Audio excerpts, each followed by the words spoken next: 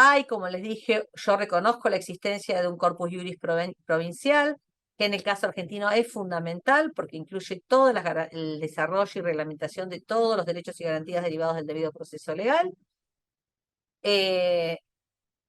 Pero las dificultades que tenemos hoy en el país a nivel provincial tienen que ver con que la implementación ha acercado en muchas jurisdicciones el sistema de menores al de adultos. Esto sería, en otras palabras, lo que yo llamaría debilitamiento o pérdida del principio de especialidad. Pero centralmente este problema no viene dado porque las leyes tengan defectos, sino por cómo se realiza la implementación. O, por ejemplo, jurisdicciones del país donde los centros para adolescentes, en lugar de depender del organismo de bienestar social o como se llame, el área social, dependen de interior o seguridad. Solo ese diseño, solo esa ingeniería institucional diluye significativamente el principio de especialidad en la etapa de ejecución. Y esto no se debe, no es consecuencia de la ley especial, sino de una decisión quizás administrativa orgánica de organigrama.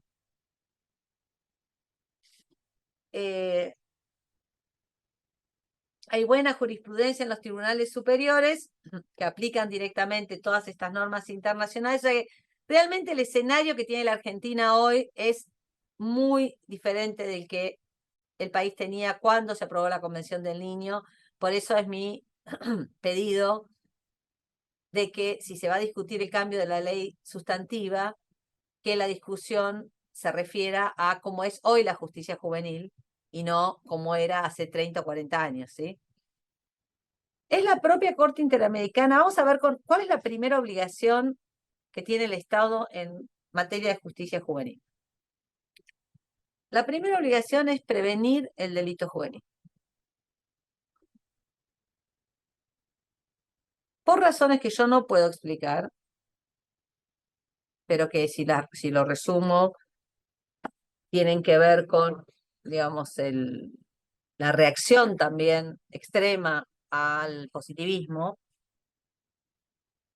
ni siquiera al tutelarismo clásico, al positivismo más puro.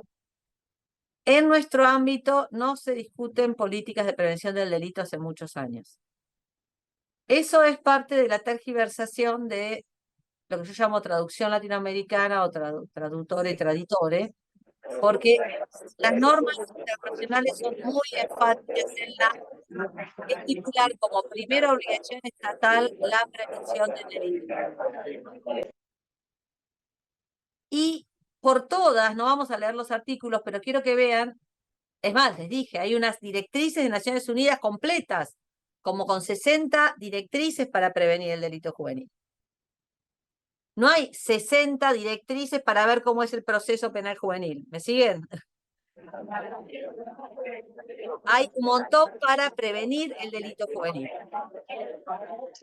Y por todos, quiero leer, a ver quién lee este párrafo de la Corte Interamericana del caso Cervellón García contra Honduras, un país que sufre mucho la violencia contra jóvenes y de jóvenes, miles de jóvenes asesinados por año.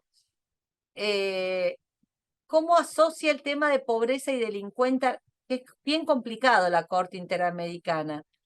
Sé que, gracias, Iñaki. Fíjense que para la Corte Interamericana, algo que para nosotros nos ponía los pelos de punta por esta asociación entre pobreza y delincuencia, digamos, como subproducto del positivismo, la Corte Interamericana se hace cargo de que eso sucede. Entonces, lo que dice es, esto pasa, el Estado tiene el deber de evitar que eso suceda. No lo niega. No deja de tematizar la cuestión de la protección. Fíjense, lo que les quiero mostrar con esto es que la Corte Interamericana sistemáticamente ha enfatizado la relación que hay entre, yo no diría entre pobreza y delincuencia, porque esa no es una relación que no es así, sino en condiciones de exclusión y marginalidad que podrían poner a un chico en la posición de involucrarse en conducta delictiva, y el deber estatal positivo de asegurar derechos de protección especial, que en este caso se traducen en prevención del delito. Esto es, los chicos tienen derecho a la escuela, a la salud, a vivir en familia, a ser cuidados, porque los tienen esos derechos. Pero además, desde el punto de vista político-criminal, la satisfacción de esos derechos constituye un mecanismo de prevención del delito. Esto es lo que los estados tienen antes que nada que hacer si se preocupan por la cuestión del delito juvenil, no reducir la edad penal. No porque lo diga yo, sino porque está en los tratados y lo ha dicho en sentencias reiteradamente la Corte Interamericana. Entonces mi pregunta es, antes que discutir la reducción de la edad penal, ¿cuántos programas de prevención del delito juvenil en la Argentina tenemos? ¿Se implementan? ¿Se monitorean? ¿Cuántos hay?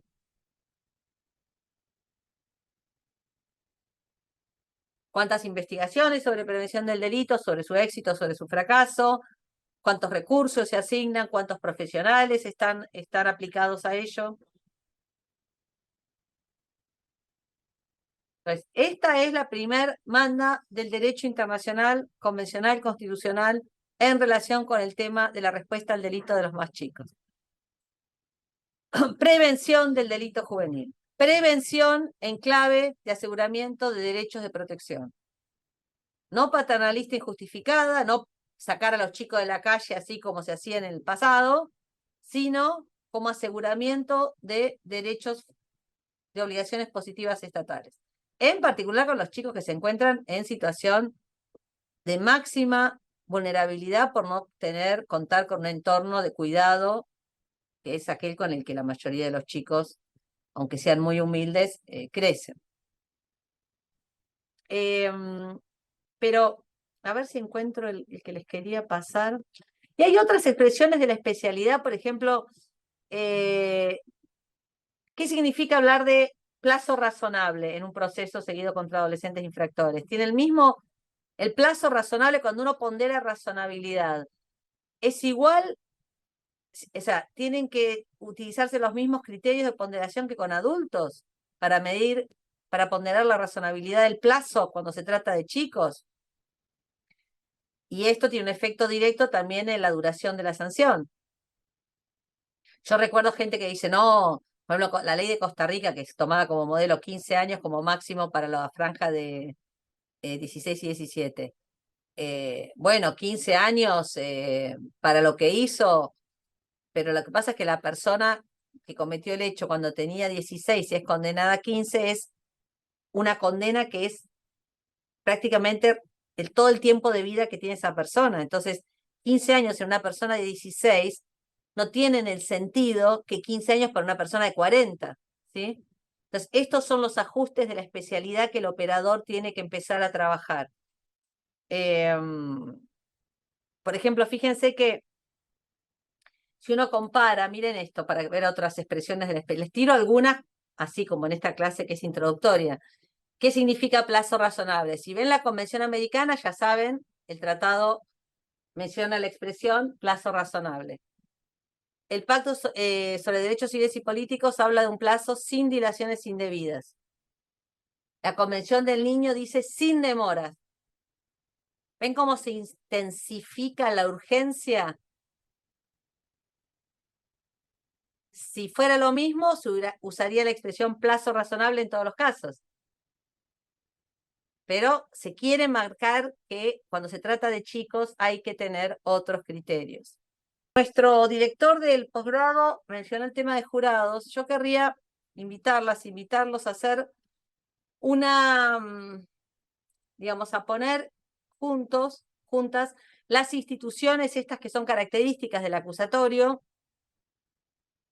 con lo que manda el derecho internacional, ¿sí?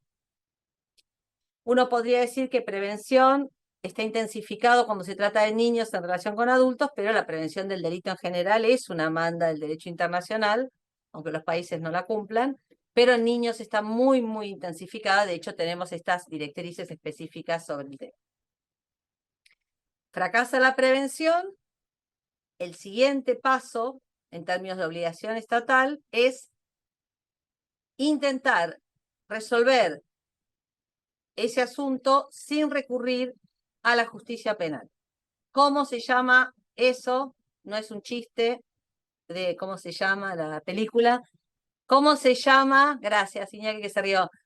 ¿Cómo se llama en el ámbito de la justicia juvenil este mecanismo para resolver un caso sin recurrir a la justicia penal? Justicia restaurativa. Exactamente, gracias. ¿Sí fue Florencia o quién? Es todo Jorgelina. Jorgelina, es todo el paquete de la llamada, entre comillas, justicia restaurativa, porque si no parece que fuera una justicia. Sí, es todo un combo de soluciones que puede ir desde la mediación, conciliación, asambleas familiares, etcétera, pero es el intento de encontrar una respuesta que nosotros llamaríamos abolicionista para determinado tipo de infracciones, no para todas, que de acuerdo con la interpretación que hacen los organismos de monitoreo de tratados, primero la Convención del Niño, tiene que orientarse a la reintegración social, además de tener un fin restaurativo. O sea, no basta con la reparación, no basta con la restauración, porque la reparación o restauración en un chico sin finalidad socioeducativa genera la idea de impunidad.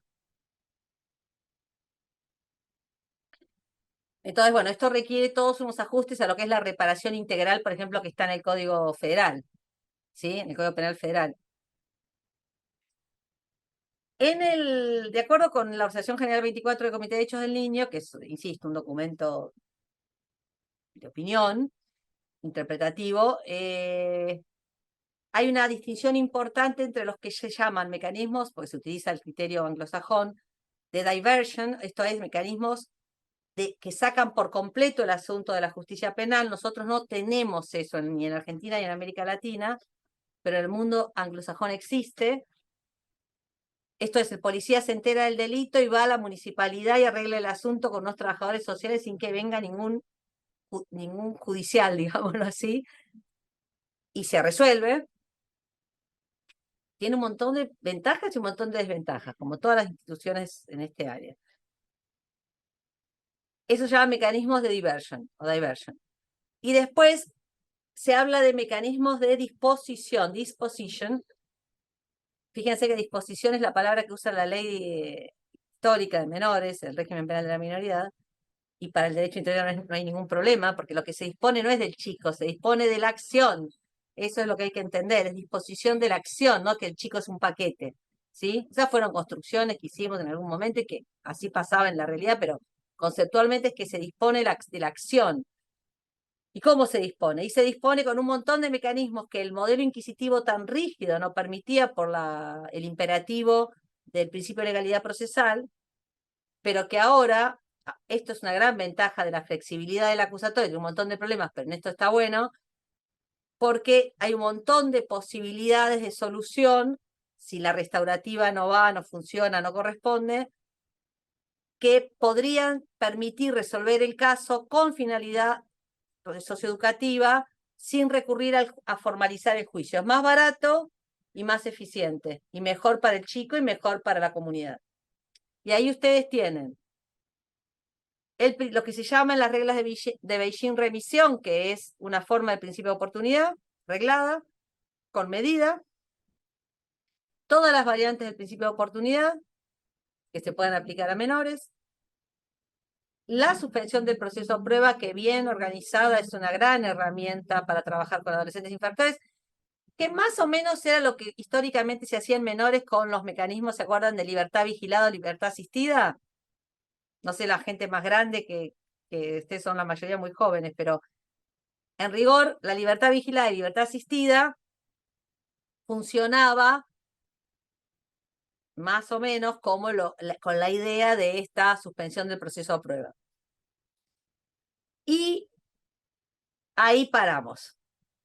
Podemos tener algunos mecanismos, tipo el mecanismo de flagrancia, que es más rápido, los chicos cometen siempre delitos en flagrancia, Pero ahí surgen dos instituciones, y con esto voy a terminar la clase hoy, que son las que le llamaron la atención al director del posgrado, que son de la naturaleza del llamado sistema, no modelo, sistema acusatorio anglosajón, pero que no son compatibles, en mi interpretación, con el derecho internacional de los derechos humanos y de la infancia, esto es con lo que manda la Constitución en esta materia. Una institución es el juicio abreviado, la otra institución es el juicio por jurados. Lo que es fácil es el juicio por jurados, porque en rigor, más allá del glamour, esa cosa rara, la sociopatía argentina de que las instituciones penales generan pasión, es una cosa, una rareza de este país, en la Facultad de Derecho también la gente que más sigue la orientación en penal del mundo es en la UBA. Ahora tenemos el mayor porcentaje de chicas en la orientación, es una cosa de lo más extraña, pero bueno, salvo esas distorsiones nuestras, en rigor, como los jurados no se podrían hacer para todos los juicios, no es una discusión, es más fácil de argumentar. El problema es que, porque el acusatorio funciona sin juicios y sin jurados en un 95% de los casos, pero sí funciona con el juicio abreviado. No hay posibilidad de tener acusatorio sin abreviado, lo que es el plea bargaining. Entonces ahí sí se arma flor de complicación, porque en toda América Latina se hace depender, y en Argentina también, se habilita el juicio abreviado. Tardó un tiempo en la justicia tradicional de menores en aceptarlo, pero ahora no tienen ningún problema. Y de pronto adoptamos para un sistema que tiene otras finalidades, no punitivas, de reintegración social, el mecanismo que es la picadora de carne, que posibilita que el acusatorio que nos iba a resolver el problema del preso sin condena, etcétera, hoy nos permita tener condenados sin juicio, además de presos sin condena, y no solo mayores, sino menores, que se supone que no están en una posición fenomenológica de poder, más allá de todas las críticas al abreviado, de poder negociar la condena, porque son chicos que están en una posición de vulnerabilidad, de diferencia de poder, etcétera, etcétera. Sin embargo, les tengo que decir, en toda América Latina y en el país, el 90-95% de los chicos condenados lo son por juicio por abreviado. Así que ese sí es un gran problema que supongo ustedes también van a tener. No me acuerdo cómo quedó la ley, lo discutían si abreviado sí o no. No recuerdo ahora cómo quedó, pero va a ser un gran tema para la hora de la implementación. Yo no niego y realmente creo que los sistemas procesales especializados deberían tener mecanismos rápidos para adjudicar los casos que no se resuelven con medidas alternas. El mecanismo de flagrancia es uno que es bastante eficaz, no como está regulado en el sistema federal, pero lo que quiero decir es que los chicos cometen delitos, en general, nuestros sistemas son flagranto dependientes y los chicos obviamente cometen delitos en flagrancia, la mayoría de los hechos, entonces hay maneras de hacer juicios rápidos, pero eso no puede implicar desdibujar absolutamente el sentido de justicia, el sentido de adjudicación, el sentido de responsabilidad, las garantías, que es lo que comunica un proceso penal juvenil a un adolescente penalmente responsable. Que el adolescente reciba el mensaje de, che, reconoceme esto, confesame esto, que te pido esto otro, ese tipo de transacción está mandando un mensaje al adolescente que poco tiene que ver con su reintegración social, ¿sí? Entonces, ahí sí creo que hay un problema serio para trabajar.